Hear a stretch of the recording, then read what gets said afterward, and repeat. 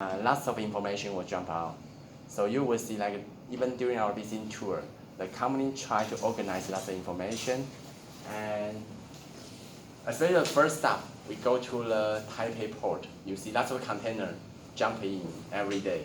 One vessel may carry on 8,000 up to, right now the biggest vessel can carry on the 30,000 per vessel container. So it means lots of container jumping in. How the port will control this container? How they know that? So right now we start from RFID, but more and more new technology has jumped in like the video. But RFID is one kind of like the technology well applied right now. But they still have a drawback. Later on we'll talk about drawback. But let's just see how they utilize right now.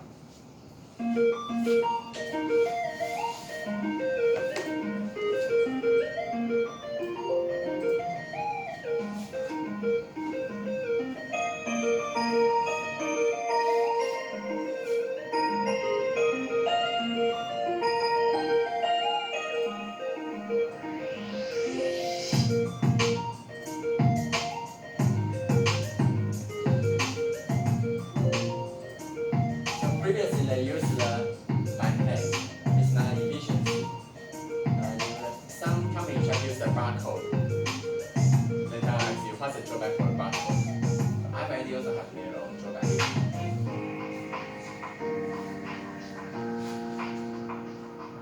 So some companies have to use the barcode to scan one by one.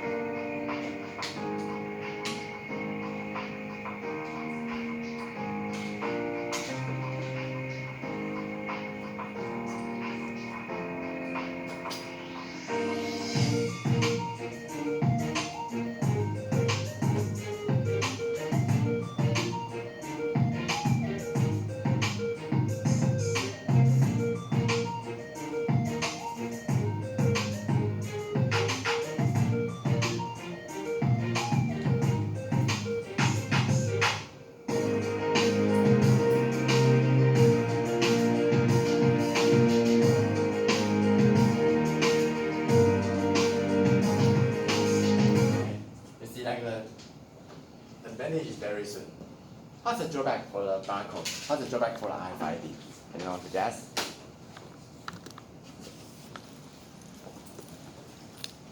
Let's talk about barcode. What's the drawback for that? You see like the scan one by one. What's the drawback?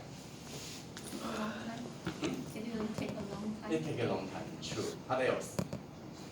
When we do the visiting tour, you see like the first stop in Taipei Port, they use RFID because lots of container truck entering and leave, so they need to use the RFID to detect. But for the second company, the warehouse, is kind of relatively conventional and traditional warehouse. They use the barcode. Barcode is kind of spend lots of time to scan that. What else? What's the drawback with the barcode?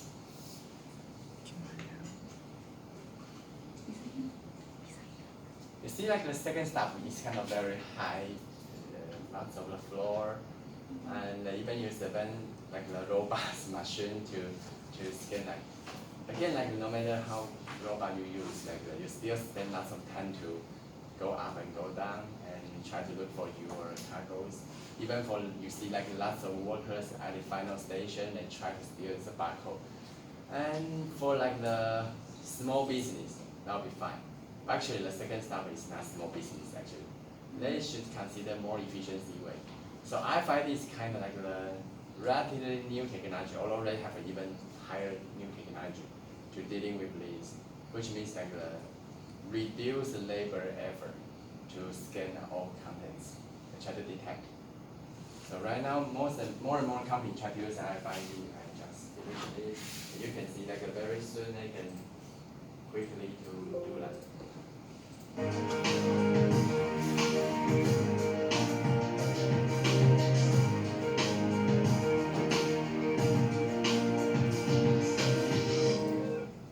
That's very important, not just for the warehouse and logistics.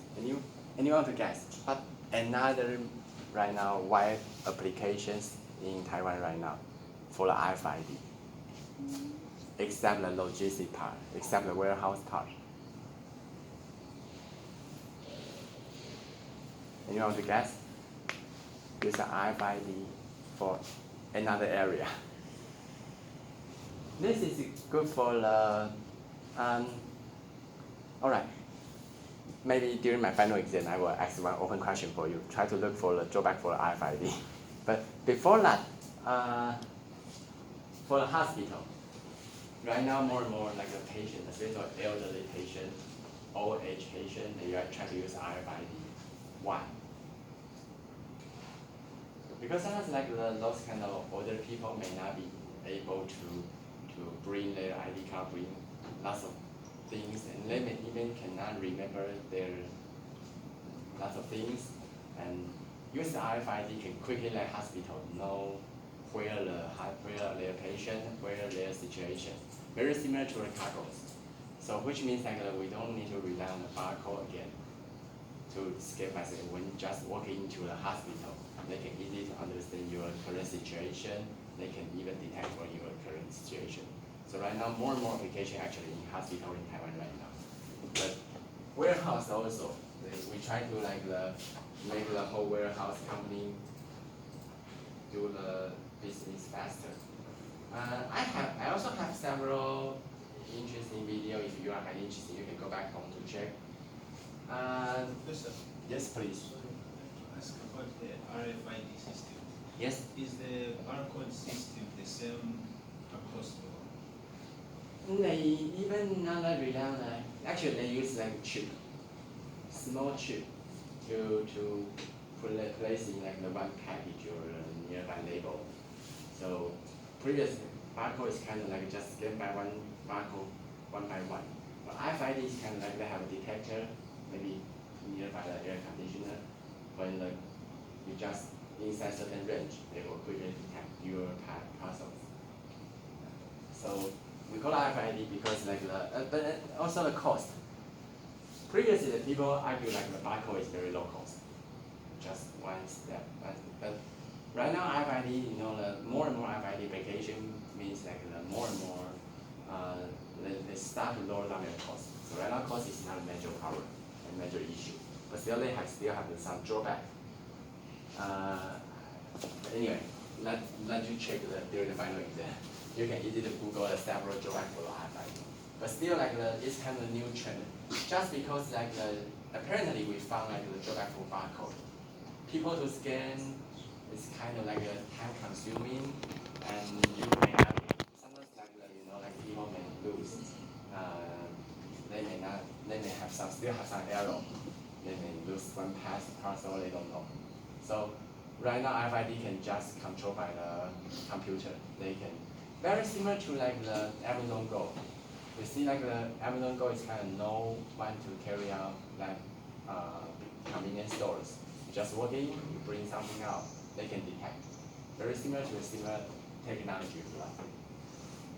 Okay, so one more thing is actually right now more and more new technology involve the global supply chain management and data analysis. One major trend. I would like to introduce is AWS.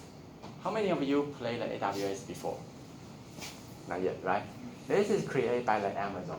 I attached one video, but it's 10 minutes long. I let you go back home to see. After 10 minutes, each of you will know what's the meaning for the AWS. I put a link here.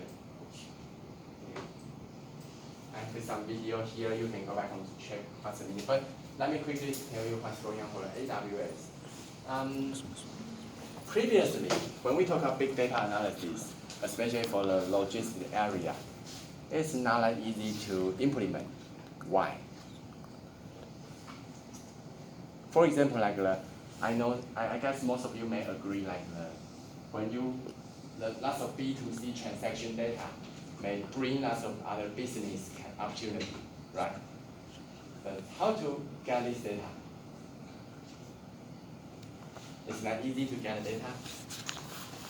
So when you want to, I don't know how many of you do this kind of survey. Anyone that master thesis is related to the online shopping, e-commerce or something? Anyone? I don't know, or any of your classmates? Okay, recently I found like some one of the students in other program, he want to do the online shopping behavior analysis. You see, he just will prepare one questionnaire, try to ask that of students. That's traditional way. But is that useful? That's a big question. Because B2C transaction data is numerous and huge amount every day. So key question is, if we can get this kind of database, maybe you can have develop more valuable research results. So Amazon tried to do this. They try to develop this we call a platform, AWS. It's kind of platform, which means you can feel free to upload whatever data on this platform, but the other side, some researcher can download this data to do some research. We call it open data. In Taiwan right now, we also try to push the government to do the open data. So starting from last year, we try to encourage more and more companies to donate their data to most of the researchers or whatever interesting people to download with that. So AWS is similar to that. They try to collect the global data to do the analysis. Traditionally, most of the logistics companies are owned by private, which means they are worried about their business will be reviewed by others. But right now, AWS can help them to, for example, they can remove the personal data, remove the privacy data, but still leave the valuable, like the demand situation, demand pattern to let the interesting researcher to do the research. So I think if you are highly interested, this is one interesting website, and I attach this to how to become an AWS expert. So I give you a 10 minutes video here. Okay, then let me go back to the later. Okay, hold on, I have one more. And this is another thing is I think also very interesting. I always like to introduce a new technology in the global supply chain, if highly related.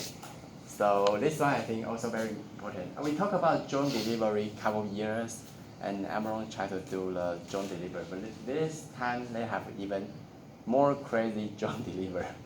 So let's see what happens here. By the way, how about the drone delivery in, how do you think? Yeah. We like to receive the delivery by drone rather than the real person. Let's talk about that later. Let's see what's going on. Amazon is named after the largest river in the world. You can see it in the business's early logo. The river may flow through the tropical forests of South America, but it seems the company has an even bigger reach. Amazon went from selling books in 1995 to selling everything. Jeff Bezos believes its success can be boiled down to a philosophy he described in an interview with CNBC during the early days. If there's one thing Amazon.com is about, it's obsessive attention to the customer experience, end to end. A big part of focusing on the customer experience is in the area of delivery. Packages often arrive well before they're supposed to, even if you don't have Prime. And if you do, deliveries are getting faster, going from 2 days to 1 to same-day shipping. But that all pales in comparison to what comes next.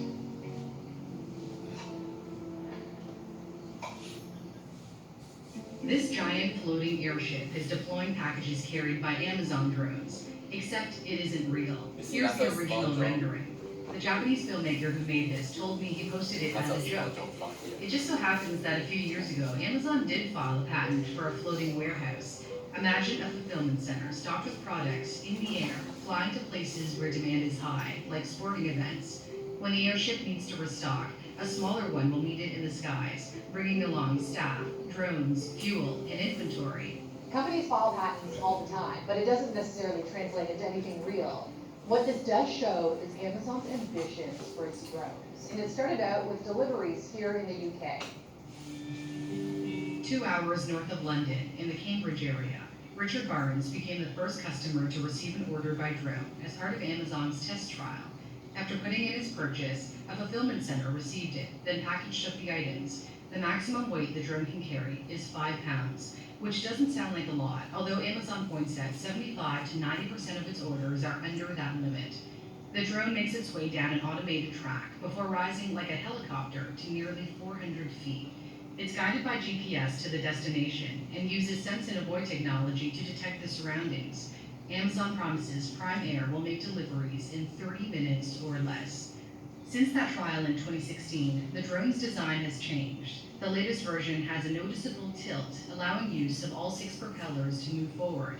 Tests are still being carried out in the UK and around the world, and they could be coming to America. Earlier this year, Amazon received US federal approval to operate as a drone company, joining 2 others, Wing Aviation, owned by Google's parent company Alphabet, and UPS Flight Forward. Getting the okay from the FAA wasn't easy. Amazon had to prove its operations were safe. The drones are jam-packed with 3 types of sensors: visual, thermal, and sonar. No sensor by itself can do it all. And let me give you an example. Fluffy dogs are invisible to sonar. Besides looking out for cute, fluffy pets, the sensors can detect when a person gets too close, and very significantly can spot things as thin as clotheslines in a backyard or wires. Still, when we're talking about an unmanned aerial vehicle, it's not without risks. In case of a catastrophic failure, another patent shows the drone breaking apart deliberately in midair, splitting on the ground and in a lake, before a controlled collision into a tree. The reasoning is, if it's going to crash, better it be in small chunks rather than a big one. Another option is to rely on parachutes for the landing. The California startup Zipline uses that method to deliver life-saving blood supplies to rural areas in Rwanda. While continuing to develop the technology to make it as safe as possible, Amazon has to figure out the logistics of making drone deliveries within the tight 30-minute window. Fulfillment centers are usually located on the outskirts of cities to accommodate their large size. Yet this is inconvenient for deliveries into cities where a growing number of people live. One solution is construct. And you can, if you are having interest, you can go back home to watch this video. My final question today would be like would you like to receive the delivery by drone? Yes or no? No. Why? Why yes? Why no? I see Goshi say yes. What's your Very cool. very Yeah, cool? that's very cool. Okay, why no? It's cool, but the risk is kind of high. Like, I mean, the safety and everything is kind of Safety? risky. Okay, maybe. What else? Eva, why no? Yeah, I would be worried and concerned about the safety reasons as well. Mm-hmm. And I prefer talking to a real person when having my products delivered. Okay, I partially agree, but let me change another question. Think about a foodpanda or Uber Eats. Would you like your food delivered by man or delivered by drone? Man. Man or drone? Which one you like? Who will open your lunchbox? People. See, Drone the lunch. some people are interested. You know, like when we talk about delivery, food delivery, maybe drone will be more trustable than depends. You see, like right now they need to put a CO. Really? I mean, I've never heard of a case where delivery man would open Well, we do have these cases before actually. Oh, because I've never ordered anything here in Oh, really? like a food Maybe you should delivery, try. I've never Maybe tried. you should try next time. I don't know. I think I'll be, if I go back to Slovakia at the end of January, I will have to, because I'll have to stay in the quarantine for 2 weeks. Oh, I see. I'm You thinking can of going back, so then Maybe you I can stay will- here longer. I don't know. Yeah, I don't know, but if I'm in a 2-week quarantine, I'll have to try the delivery, food delivery. Okay, so jump to the actually my real question today is like how drone delivery can be well applied. For example, like especially in Hualien and Taitung, it's kind of rural and mountain area. Is it valuable to develop this kind of technology? No or yes? Too much trees. Too much Too trees? much trees. Well, they still can find out some landing space. Well, and I think it's much easier than cities, Taipei or different cities. So I think if someone wants to research this area, Hualien is a very good space for it to. Yeah, actually compared to a Taipei city, they have lots of buildings and you cannot easy to traverse the buildings. But sometimes like for the rural area, especially mountain area, the delivery will become very difficult and very challenging, especially demand is very few and you have to drive your truck to satisfied with that, very difficult. So actually, drone delivery will be one possible solution. Maybe to serve this kind of rural area. One possible way. Professor, the fish, I don't know, can we call it transportation fees or something? Is it kind of expensive with the truck delivery, or I don't know, because I have no information about this.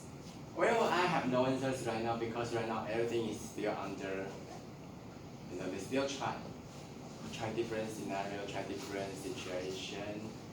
But I guess very soon, in 1 or 2 years, they will figure out all these problems. No matter the safety, no matter the whatever problem, I guess they keep trying to solve this problem. But key issue is, but I think like the first question looks very interesting. Some of you are well accept, some of you are still denied to receive by drone. Maybe in the future, some of you can try to start some research like the customer like to receive the parcels by drone or by man. Well, if you always by drone, maybe you will see that some people will lose their job opportunity. But anyway, every week I would like to share something new, not just the news. I would like to share something new technology with you. I have several videos I don't have time to play today, but if you are highly interested, you can go back on to check. Some are actually very interesting, but I think better to let you go back to check.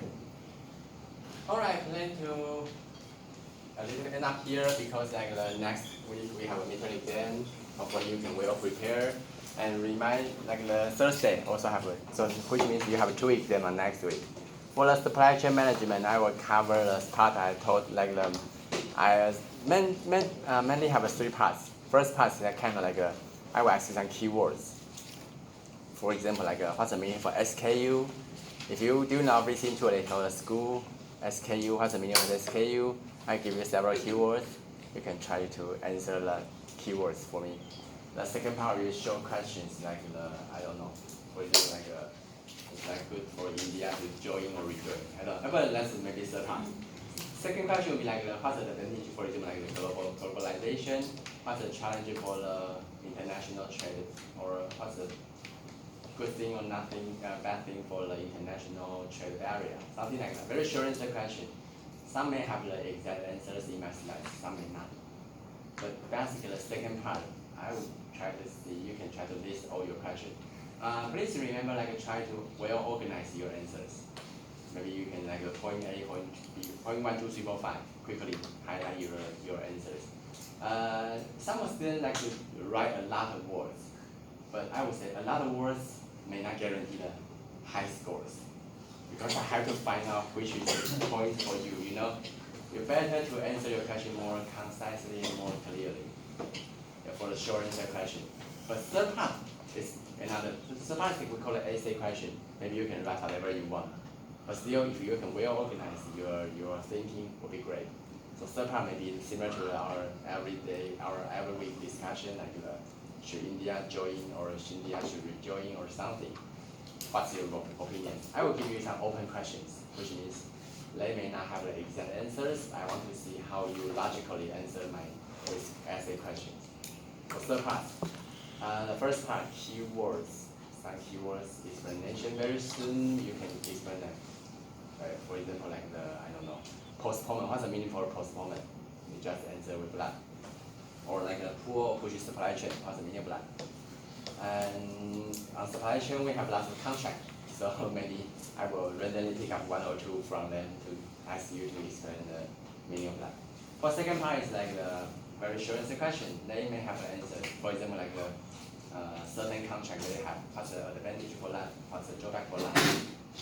And for the third question, essay question, actually no answers, no clear answers. I just want to see how you logically answer this kind of analyze these events. Provide your solution for me. Okay, those 3 parts. All for Thursday and Friday will be based on the same question terms, but covered by different materials. And so good luck for your final, for your midterm exam, and then we will move to the final. Okay, any questions or comments? If not, I will let you well prepare your midterm exam. Hopefully next week you can feel comfortable with the I don't know, big deal. Okay, so see you in 2 weeks.